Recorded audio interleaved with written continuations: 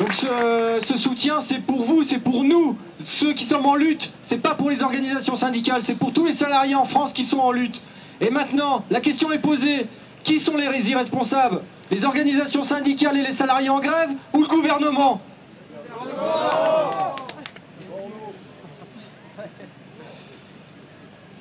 Bon. Ma prise de parole, je vais la commencer par un coup de gueule. Ça change. Un coup de gueule envers les médias, très clairement. Je lis. Propulser une nouvelle icône médiatique, bonnet rouge, vissé sur le crâne et corpulence de Docker.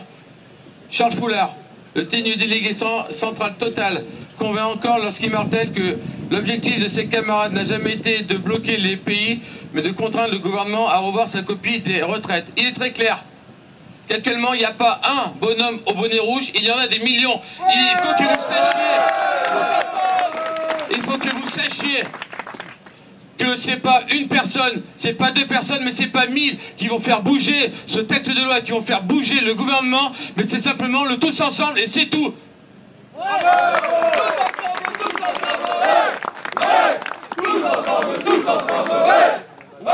Pour la sécurité de la raffinerie et surtout de son avenir, il est très important de ne pas s'isoler dans notre raffinage. Jamais, depuis la création de la raffinerie de Grand Puy, le mot « tous ensemble » n'a eu autant de valeur et d'importance. Jamais la solidarité des citoyens n'a été aussi forte envers un mouvement social. Jamais une loi n'a été aussi impopulaire et un président aussi bas dans les sondages. Jamais un événement social n'a interpellé autant de pays et reçu autant de soutien de la part de populations étrangères au dossier. Quoi qu'il en soit, comment, après avoir fait autant d'efforts, avoir accueilli autant de soutien, nous pourrions laisser le combat alors que le vote solennel du Sénat n'est pas encore fait? Rappelons-nous le CPE. La loi a été votée, mais le président de la République ne l'avait pas promulguée. Si maintenant, vous pensez qu'avec notre nouveau président, il n'y a pas de retour en arrière, alors posons-nous la vraie question. Qui sommes-nous et que représentons-nous pour la tête du pouvoir? La démocratie et les droits de l'homme peuvent-ils être bafoués de la sorte sans que nous, peuple de France, tentions au moins un geste de mécontentement? Pour la CGT et les autres OS, la réponse est claire, c'est non. On doit se battre, on doit le faire pour nous, on doit le faire pour notre peuple, on doit le faire pour nos enfants. Nous avons voté et élu une présidence afin d'être représentés dans le monde entier et non pour en devenir la risée. Notre combat donne beaucoup d'idées à d'autres pays. Et peut-être ce que nous vivons aujourd'hui sera les fondations de notre système et culture de demain.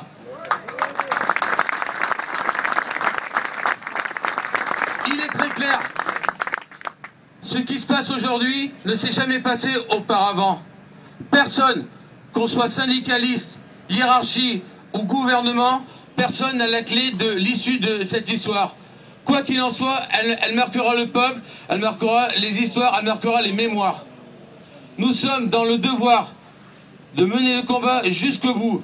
Nous sommes dans le devoir, même que nous pensions gagner ou perdre, nous devons le mener. Pourquoi? Pour nous regarder en face et pour dire un jour à nos enfants, si tu l'as, c'est pas de ma faute, au moins je me suis battu contre. Je voudrais rajouter 2 points. Le premier, c'est que, bien entendu, l'intersyndicale reçoit énormément de soutien, énormément, et on a, bien entendu, aussi, et ça c'est pas négligeable, le soutien de beaucoup de salariés hors de France. Et ça, c'est pas rien, parce que là, ça veut dire que les gens de l'extérieur, ils sont dans une observation de dire on est à la fois dans la responsabilité et dans la sagesse dans ce mouvement légitime. Deuxième point, on l'a dit et répété, c'est que de toute façon, la sécurité sociale, les caisses de retraite sont gérées de manière paritaire. Donc on a du mal à comprendre pour quelles raisons les organisations syndicales au niveau national ne sont pas conviés autour d'une table pour un débat de fond, sachant que le débat de fond, de toute façon, c'est le financement. Il y a des pistes et les organisations syndicales ont des idées, des pistes. Et si le gouvernement refuse de travailler avec des gens responsables, on se pose la question avec qui il va pouvoir travailler de manière responsable. Autrement dit, y a-t-il encore une démocratie en France sur le sujet? Merci.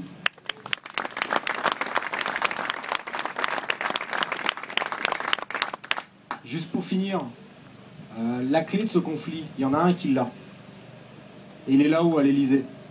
Lui seul peut débloquer la situation. Alors si vraiment il nous représente, c'est à lui de la débloquer.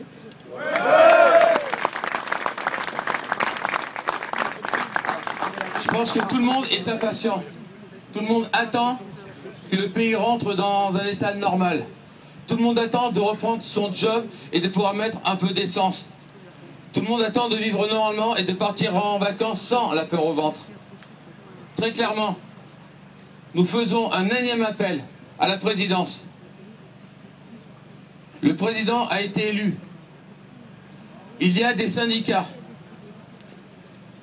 Il y a toute une foule de personnes qui sont censées aider au Conseil. Et il y a surtout les positions que l'on doit prendre. Que l'on doit prendre non pas pour une personne, mais pour un peuple et son avenir. Contrairement à ce que dit Fillon, je doute fort que plus tard nous le remercions. Je doute fort que plus tard nous acceptions plus de partir 2 ans plus tard et de laisser nos enfants au chômage. Je doute fort qu'en 2018, nous acceptions mieux la baisse de nos régimes de retraite. Je doute fort aussi que les réductions fiscales envers les plus riches, que nous vivons encore actuellement, envers les sociétés les plus aisées, soient partagées par le peuple. Pour tout cela, le président se doit d'écouter le peuple. Le président a été élu par les Français, et je reprends sa phrase, je suis le président de tous les Français. À 31%, on commence à se poser la question. À 31% de voix, il faut qu'ils se posent la question. Les Français veulent une remise à plat. Les Français, c'est très clair, ne sont pas contre une retraite autre, une répartition différente, mais hors des questions qu'ils en payent la totalité du poids. Il est très clair que le président de la République, malgré ses origines aisées, malgré ses contacts aisés, les gens riches, les gens suraisés ne forment pas la France. La France est créée par ses richesses, la France est créée par la France d'en bas. Il est temps qu'il en prenne compte, il est temps qu'il en prenne acte. Sans ça, nous sommes toujours dans le mouvement et à grand puits, nous y resterons.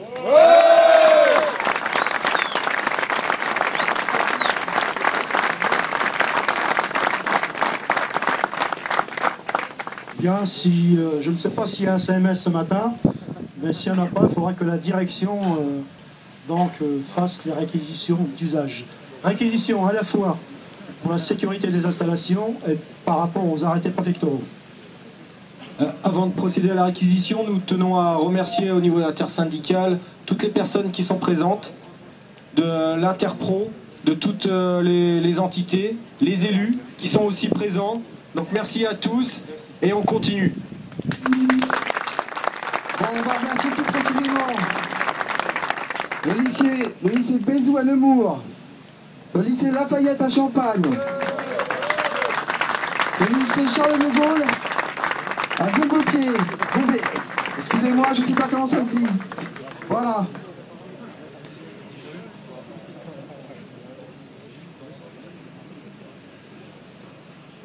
En réquisition donc pour le quart d'heure cet après-midi, Monsieur Goutte, Monsieur Baron, Monsieur Culvelette, Monsieur Isabelle, Monsieur Galland, Monsieur Garnier, Monsieur Marie, Monsieur Bretin, Monsieur Van Swipen, Monsieur Maton, Monsieur Franco, Monsieur Banouche, Monsieur Bélanger et Monsieur Labrie. On peut les applaudir.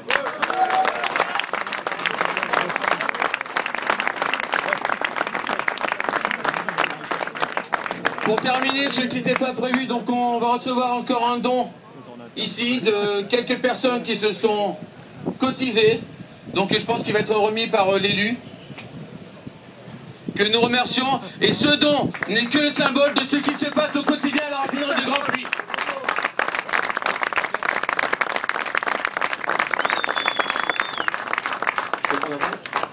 Éric Coquerel, donc conseiller régional d'Île-de-France, secrétaire national du parti de gauche.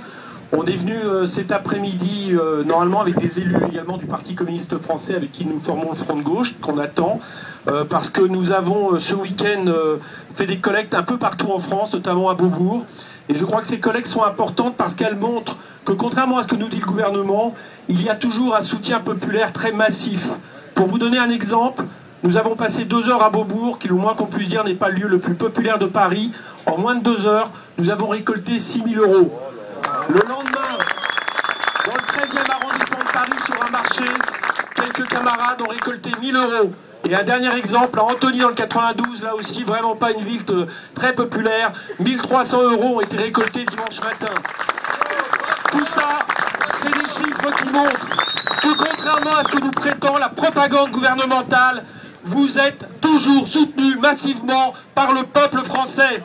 Je crois que c'est vrai de dire qu'il ne s'agit pas seulement d'une lutte entre des secteurs mobilisés et un gouvernement qui n'a pas la légitimité de faire passer cette réforme, mais entre tout un peuple qui refuse que l'on remette en question l'un de ses acquis historiques.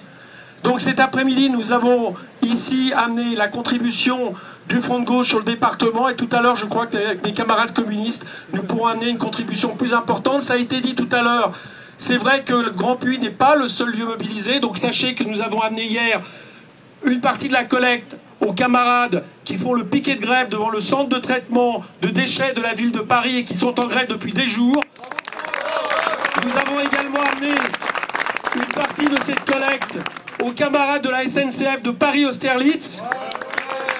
Et nous ferons de même aux camarades qui continuent vaillamment à faire une grève au niveau du RER B. Voilà, on est avec vous, on est en votre soutien, et sachez que, franchement, on est fiers de tout ce que vous faites. Merci à vous tous. Comme on voit, la solidarité continue, et finalement, on le constate très clairement que la grève par procuration, elle est de mise. Donc voilà, je dirais l'affirmation d'un certain nombre de salariés qui sont donc mécontents par rapport à cette réforme qui est injuste et brutale. Merci.